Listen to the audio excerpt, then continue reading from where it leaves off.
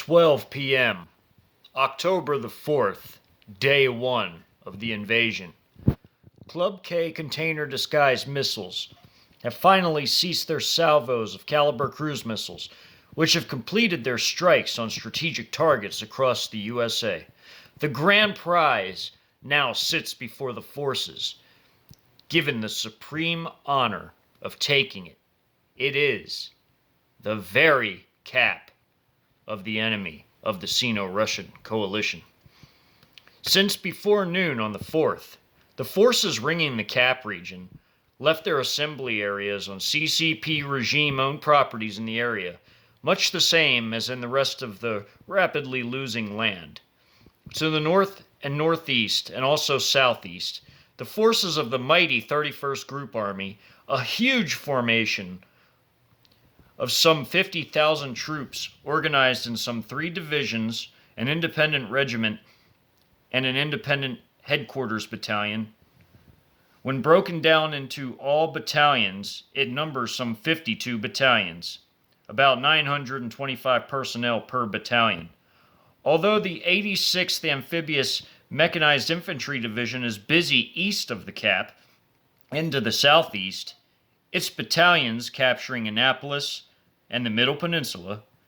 The other 2 divisions, regiment and headquarters battalion, is clearing the perimeter of the cap of all strategic targets, and has nearly completed this by 12 p.m. on day 1, some 12 hours into the invasion.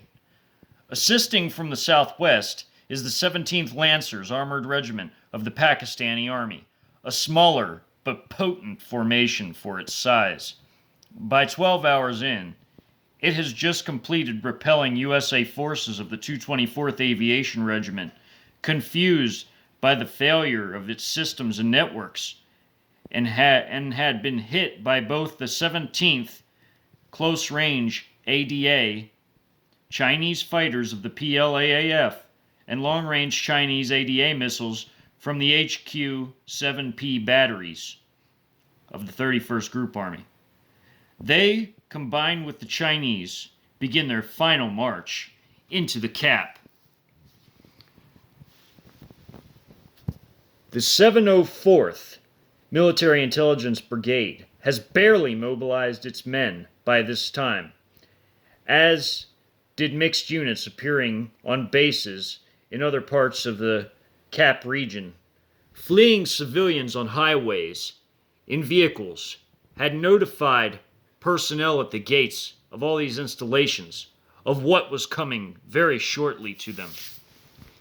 Club K's had impacted shortly after the warnings, as men ran down into the arms rooms and grabbed their weapons, signed out their weapons, and also signed out ammo.